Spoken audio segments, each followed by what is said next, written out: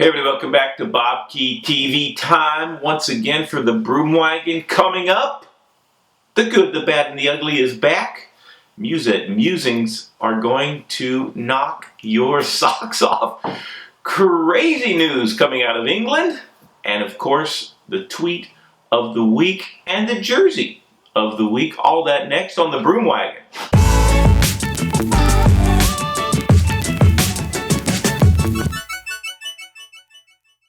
Alright, first up, this week's jersey for 2017 comes to us courtesy of the Quick Step squad, formerly Edix, but before that, Quick Step. So they've gone back to Quick Step, and they've gone back to a similar jersey that they had a few years ago. A rather, how shall I put it, bland blue for the torso and shorts, and white sleeves. A lot of the superstars are back. They are going to lose Tony Martin. He's changing teams to the Katusha squad, but Tom Bonin is going to attack the Cobbled Classics one last time. He won't have Fabian Cancellara to contend with, so that might increase his chances dramatically, as it has done to everybody else in the last 10 years in the Cobbled Classics. But best of luck to the Quick Step squad. I'm going to try to remind myself not to say Edix when I'm describing the action in next year's race season. Alright, the good. Shimano Super Crit Series back in Australia, and the women's winner, down under, Valentina Scandalora. So the Italian sprinter gets a win at the very end of 2016. And for the men, Scott Sunderland wins the race ahead of such notables as Caleb Ewan and Mark Renshaw. So plenty of action in the crit world down in Australia, and not that long before we get back into the season and the tour down under. Alright, now the bad and the ugly. Same event, Vuelta Popular de Costa Rica. And taking a look here at a video filmed from somebody's balcony that just happened to be watching the peloton come down their street. And about 3/4 of the way through, that looked and sounded like it hurt. That is the bad for sure. Never want to crash. Both riders did get up rather quickly. Dylan Castillo is one of them, and Gabriel Marin, and he is the rider on the Nestle squad. And here is the ugly. Same two riders, different camera. A few feet further down the same road though, Gabriel Marin gets back up, and you can see him on the previous video gingerly trying to get going again. And as Dylan Castillo comes by him on the other side of the road, you can see him reach out and stomp them a couple of times. They nearly come back to fisticuffs, but separated by, it looked like team officials, maybe some spectators were involved. The official stepped in and in no uncertain terms told Gabriel Marin that his Vuelta Popular de Costa Rica is over. I believe Dylan Castillo was disqualified also after the fact. And fellas, no fighting. Even if you think it's somebody else's crash, things happen in the peloton. No cause for fisticuffs. And maybe more importantly, everything that you do is on film. So every bike race, somebody is standing there with their camera. So be aware that you are being filmed, everything that you do, and don't try to attack your fellow competitors. Alright everybody, I think that the Musette Musings are going to knock your socks off. They're coming up next. Okay everybody, the Musette Musings brought to us this week care of Dave Brailsford and Team Sky. The Team Sky principal in front of Parliament in the UK to answer questions about what was in the Ziploc baggie delivered to Bradley Wiggins and Team Sky at the top of La Toussuire, a mountaintop finish used in the Tour de France, and in 2011 used in the Dauphiné, that Bradley Wiggins actually won the overall GC battle in that week-long stage race that leads up to the Tour de France.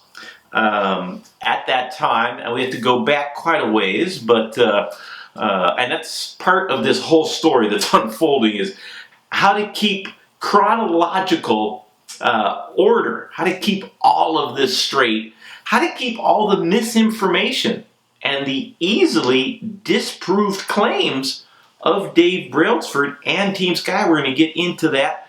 But this is the setup. Bradley Wiggins is competing at the Dauphiné to prepare for the Tour de France in 2011. It has come to light recently that he was granted a TUE for a very powerful corticosteroid to treat his allergies and asthma, according to Wiggins and Team Sky. And, by the way, the Sport of Cycling governing body, UCI, saying that no sanction will be taken against Bradley Wiggins up until now. Subsequently, it comes out that a package was delivered to Bradley Wiggins at the very end of the Dauphiné at La Toussuire. The courier in question is a man named Simon Cope, and he flew from Manchester, England, to Geneva, Switzerland, and then drove to La Toussuire with this package containing medical products. Simon Cope has said he doesn't know exactly what they were, which is a little bit odd considering you've traveled across a number of international borders with some medical products that you don't know what they are. A little bit odd. It had been said by Dave Brailsford that that package was for Emma Pooley. Emma Pooley had to remind everybody that she was 1,000 kilometers away in Spain at a bicycle race. So pretty easy to disprove the initial claims of Dave Brailsford. And after many, many weeks of stonewalling, of dead silence from a person who has said they are the most transparent of all bike teams, that they go above and beyond the anti-doping measures that are in place. Why stonewall for so long when this was what was in the package? And wait for it, decongestant. Decongestant, that was what was in the package. Mucolytic. Flumucil, I think, is the name of the product.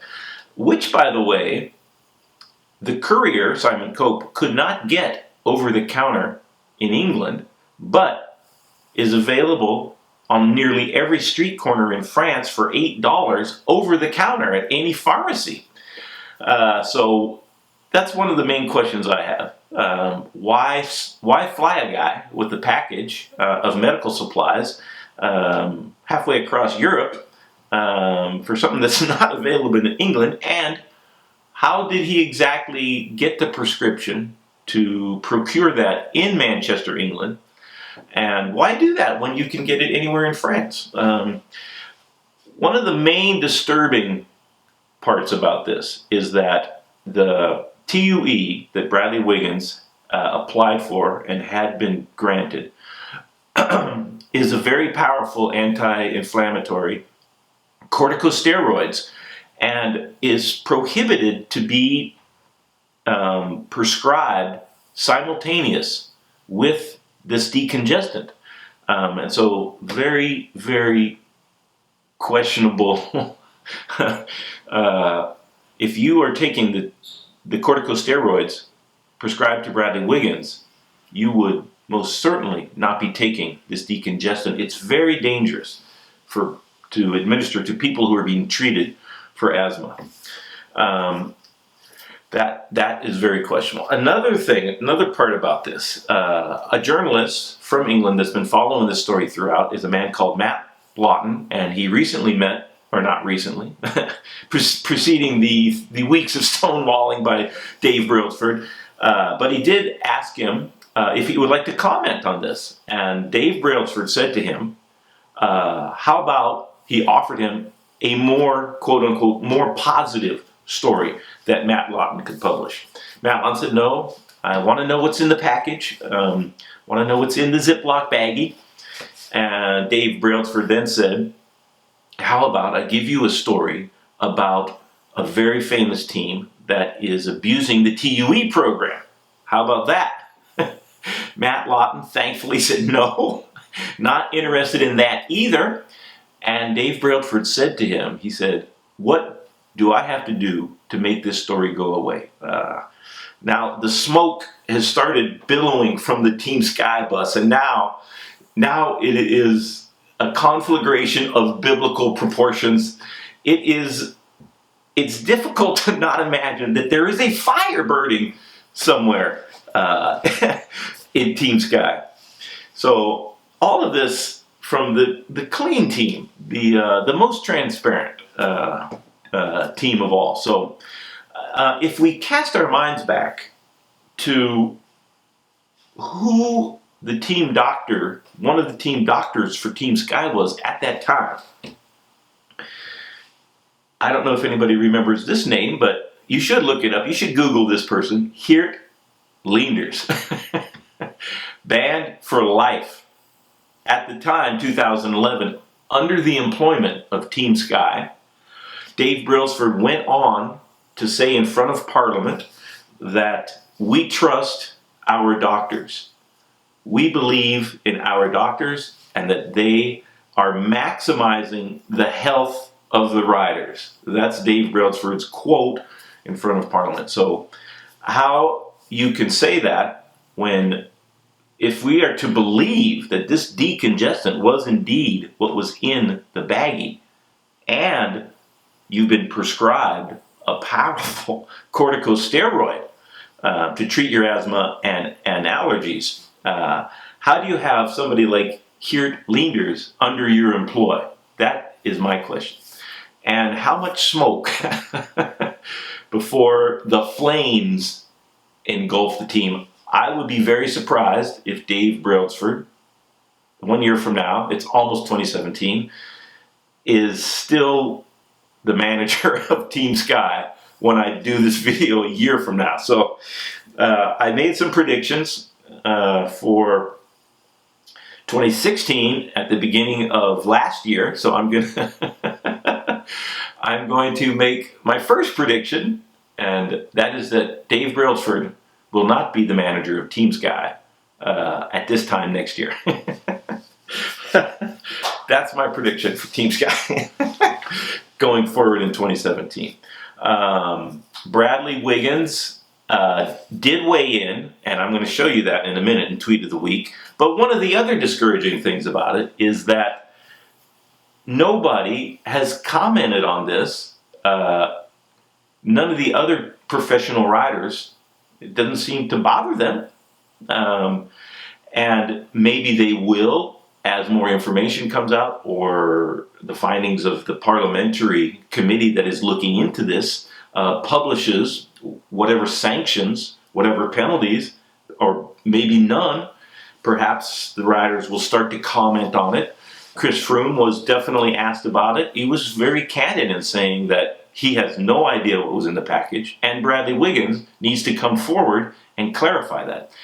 If Dave Brailsford cannot, in a concise, cohesive, understandable way, rectify the inconsistencies that he has brought forth up until now and tell us what was in that package, when so far nothing's plausible, okay?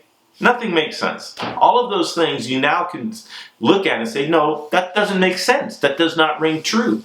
That does not have the ring of truth to what you're saying. And if you are going to tell the world of your transparency and that you are the cleanest team, that you go above and beyond the measures taken by the anti-doping establishment in cycling, if you can't reconcile those two things, your zero tolerance policy must be applied to you yourself. So this is going to be an interesting story to see as it moves forward, and I'm sure that the attention is going to be pretty intense for Team Sky until they are more forthcoming in exactly what the heck is going on. Time will tell. We'll see. And a special request on this one. Please go to the comment section and answer one simple question for me. Just yes or no will do. That's perfect. Yes or no. Is Dave Brailsford telling the truth? Okay, enough of Team Sky for now. I want to show you what happens when you are on the wrong road, maybe a little bit hypoglycemic, low blood sugar, and the police ask you to stop your training ride. This is a video of Andre Amador in Costa Rica and riding down what looks to be like a freeway and having a discussion with a motorcycle policeman who has the mounted camera and is recording this exchange between he and Andre Amador. And they have a pretty lively discussion for a while. I can imagine what they're saying, the policeman saying, pull over, get off this road, you have to stop. And Andre Amador saying, no, I'm going to keep going, why do I have to stop? That goes on for a while. And the further it goes on, the more nervous you get. A little bit nerve-wracking to see a policeman and a cyclist having this interaction. So when they do finally stop next to each other, it gets a lot more heated. And some pushing and shoving, and at this point you get worried for what might happen to Andre Amador. But cooler heads prevail. Eventually, each party apologized for misunderstanding the situation, and it turned out okay. And I've been in this exact same situation before in my career. In Berlin, the Tour de France started in Berlin in 1987, and this is before the wall had come down, when it was still a divided city. West Berlin was a very, geographically speaking, very compact area. I found myself on a training ride on a divided highway. Apparently it was a freeway. I didn't know. I'm just pedaling along, trying to get some training miles in. Cars whizzing by, like, I'm like, wow, and no shoulder whatsoever. And a little bit different than Andre Amador. He had a pretty wide shoulder, so could be theoretically forgiven for mistaking a divided freeway situation from a road that you are allowed to ride on. But in my case, it should have been pretty obvious, and it was within a few meters. A couple hundred meters, I was already like, wow, this is a dangerous road. Like, how, you know, and no other cyclists. A police car pulled up behind me, police van, and heard the sirens. I stopped. He was blocking that lane of traffic, so nobody could plow into me while I was stopped. Policeman jumped out, grabbed my bike, and he said, in. I jumped in, boom, we took off. Obviously, the Tour de France starting in West Berlin, everybody knew that if you saw a professional cyclist, it's pretty reasonable to assume they might be lost. And if they were on the freeway, that they are not, they might not know exactly why they're there. They might not be there on purpose. Took me to the next exit, told me where my hotel was. It worked out fine. And bike racers and police forces spend a lot of time working together to provide a safe environment for the fans and for the cyclists. And I'm glad that this situation worked out fine and dandy. Everybody apologized, and presumably there's no penalties for Andre Amador. But this is the thing that everybody needs to remember about this exchange between Amador and the motorcycle policeman. Everything you do is being filmed. If you're the most famous cyclist in Costa Rica, as Andre Amador most certainly is, people are going to find out about it. And generally what happens next is you are backpedaling as quickly as you can and apologizing profusely. So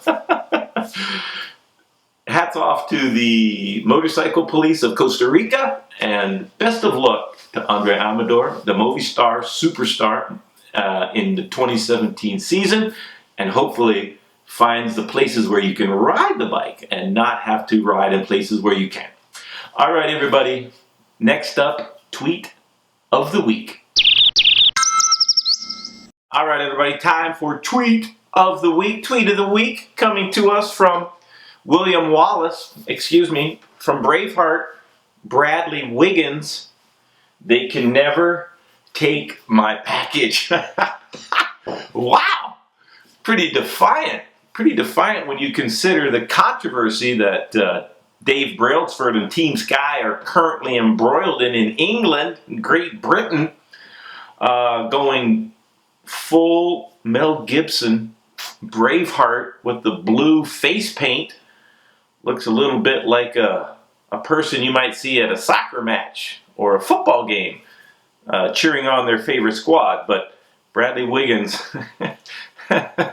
they can never take my package. I'm sure people will be quoting that for a long time to come, and it'll be interesting to see how this controversy turns out. One can only imagine what the scrum is going to be like at the Team Sky bus in the weeks and months to come. It's going to be a very fun story to follow, and a very interesting spring campaign leading up to the Tour de France. And time will tell how this defiance is going to work out. And it reminds me of some other Tour de France champion there.